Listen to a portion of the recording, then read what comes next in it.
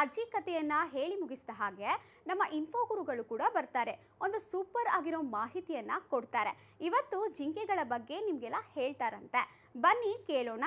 Hi ಹುಡುಗಿ, ಇವತ್ತು ಸರಳ ಜೀವನದ ಅಜ್ಜಿ ಕತೆ ನೋಡಿದ್ಯಾ? ಆ ಪ್ರೋಗ್ರಾಮ್ ಯಾವಾಗಾದ್ರೂ ಮಿಸ್ ಮಾಡೋಕ್ಕಾಗತ್ತಾ? ಸೂಪರ್ ಆಗಿತ್ತು. ನಂಗೆ ಜಿಂಕೆ ಬಗ್ಗೆ ಇನ್ನಷ್ಟು ತಿಳಿದುಕೊಳ್ಳೋ ಇಂಟ್ರೆಸ್ಟ್ ಇದೆ. ನಂಗೆ ಒಂಚೂರು ಹೇಳ್ತೀಯಾ? ಜಿಂಕೆ ಮೇಲಿರೋ ಚುಕ್ಕಿಗಳಷ್ಟು ಮಾಹಿತಿ ನನ್ನ ಹತ್ರ ಇದೆ, ಕೇಳು. ಜಿಂಕೆಗಳ ಫ್ಯಾಮಿಲಿ ತುಂಬಾನೇ ದೊಡ್ಡದು.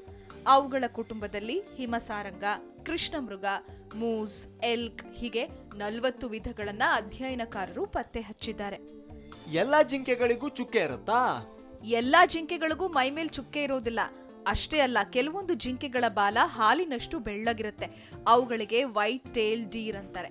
ನೋಡೋಕೆ ತುಂಬಾನೇ ಚಂದವಾಗಿರ್ತವೆ. ಇವು ಒಂಟಿಯಾಗಿ ಬದುಕೋದಿಲ್ಲ, ಗುಂಪಾಗಿ ಜೀವನ ಮಾಡ್ತವೆ. ಅದಕ್ಕೇನೆ ಹುಲಿ, ಸಿಂಹ, ತೋಳ, ಚಿರತೆ ಇವುಗಳ ಮೇಲೆ ಅತಿ ಹೆಚ್ಚು ದಾಳಿ ಮಾಡೋದು. Wow, it's interesting. ನಾನು ಕೆಲವು ಮನೆಗಳಲ್ಲಿ ಜಿಂಕೆಯ ಕೊಂಬನ್ನ ಗೋಡೆಗೆ ನೇತಾಕಿರೋದನ್ನ ನೋಡಿದೀನಿ. ಅವನ್ನೆಲ್ಲ ಬೇಟೆ ಆಡ್ತಾರಾ? ಮೊದ್ಲೆಲ್ಲ ಜಿಂಕೆಗಳನ್ನ ಬೇಟೆಯಾಡ್ತಿದ್ರು. ಅವುಗಳ ಸಂತತಿ ಕಡಿಮೆ ಆಗತ್ತೆ ಅನ್ನೋ ದೃಷ್ಟಿಯಿಂದ ಬೇಟೆಯ ಮೇಲೆ ನಿಷೇಧವನ್ನ ಹೇರಿದ್ರು. ಅಷ್ಟೇ ಅಲ್ಲ, ಹಾಗ್ ಮಾಡಿದ್ರೆ ಕಠಿಣ ಶಿಕ್ಷೆಯನ್ನು ವಿಧಿಸೋಕೆ ಶುರು ಮಾಡಿದ್ರು. ಆದ್ರೆ ಒಂದ್ ಸಂಗತಿ ಅಂದ್ರೆ, ಚಳಿಗಾಲ ಶುರುವಾದಾಗ ಜಿಂಕೆಗಳು ತಮ್ಮ ಕೊಂಬನ್ನ ಉದುರಿಸಿಕೊಳ್ತಾವಂತೆ. ಹಾಗೆ ಅವಕ್ಕೆ ಹೊಸ ಕೊಂಬುಗಳು ಹುಟ್ಕೊಳ್ತವೆ. ಬರೇ ತುಂಬಾ ಕುತೂಹಲಕಾರಿ ಇದೆ ಇನ್ಫಾರ್ಮೇಶನ್ಸ್. ಅಮೆರಿಕಾದಲ್ಲಿ ಅದರ ಚರ್ಮದಿಂದ ಬಟ್ಟೆಗಳನ್ನ ತಯಾರು ಮಾಡ್ಕೊಳ್ತಾರಂತೆ. ಹಾಗೆ ಕೆಲವು ಕಡೆ ಕಾಡ್ನಲ್ಲಿ ವಾಸ ಮಾಡೋ ಜನ ಅದರ ಮಾಂಸ ಅಂದ್ರೆ ಮುಗಿಬಿದ್ದು ತಿಂತಾರೆ. ಅದು ಅಷ್ಟು ಬೇಗ ಸಿಗೋದಿಲ್ಲ. ತುಂಬಾ ತೆಳ್ಳನೆ ಕಾಲುಗಳು, ಅವು ಮಿಂಚಿನ ವೇಗದಲ್ಲಿ ಓಡೋಕೆ ಸಹಾಯ ಮಾಡ್ತವೆ.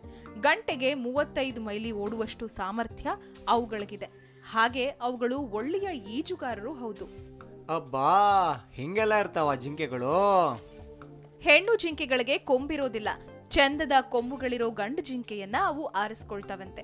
ಹಾಗೆ ಸಂಗಾತಿಯ ವಿಚಾರದಲ್ಲಿ ಗಂಡು ಜಿಂಕೆಗಳು ಭಯಾನಕ ಹೊಡೆದಾಟವನ್ನು ಆಡ್ತವೆ. ಎಲ್ಲಾ ಕಡೆ ಹೆಣ್ಣು ಯುದ್ಧಕ್ಕೆ ಕಾರಣ ಅನ್ನು.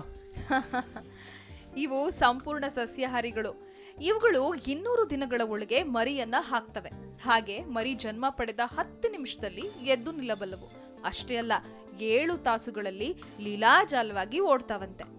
ಇವುಗಳ ಆಯುಷ್ಯವೆಷ್ಟು? ಯಾವ ಕಾಡು ಪ್ರಾಣಿಗಳು ಸ್ವಾಹ ಮಾಡಿಲ್ಲ ಅಂದ್ರೆ 6 ರಿಂದ 14 ವರ್ಷ ಬದುಕ್ತವೆ. ಅಷ್ಟೇ ಅಲ್ಲ, ಗಂಡು ಜಿಂಕೆಗಳು 70 ರಿಂದ 140 ಕೆಜಿ ತೂಕವನ್ನ ಹೊಂದಿದ್ರೆ, ಲೇಡಿ ಜಿಂಕೆಗಳು 45 ರಿಂದ 90 ಕೆಜಿ ತೂಗ್ತವೆ.